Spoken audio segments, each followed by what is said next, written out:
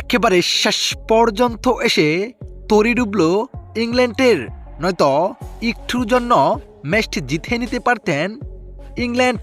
দর্শক, অবিশ্বাস্য ব্যাটিংয়ে শুরু করেছিল ভারত, যেখানে দুর্দান্ত ব্যাটিং করেছিলেন ভারতের ওপেনার শামসু স্যামসন।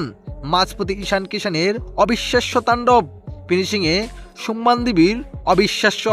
শেষ পর্যন্ত 20 ওভারে 7 উইকেট হারিয়ে 253 রান টার্গেট দেন ভারত।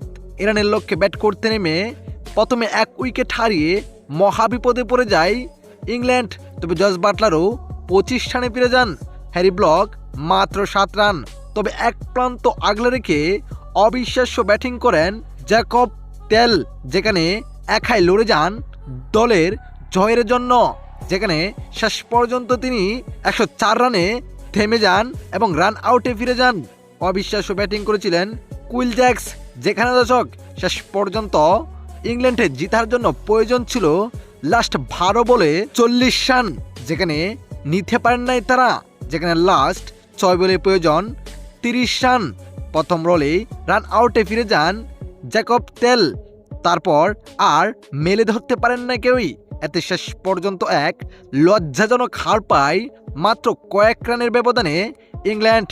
দর্শক, ম্যাচ হারলেও ভারতকে খাদিয়ে ছেড়েছেন ইংল্যান্ড, একটুর জন্য ম্যাচটি জিতে নিতে পারতেন তারা। তো দর্শক, আপনার কাছে কি মনে হয় বিশ্বকাপের এটি কি সর্বোচ্চ জমেছিল ম্যাচটি? জানিয়ে দিবেন আপনার মতামত এই ভিডিওর কমেন্ট বক্সে। ধন্যবাদ।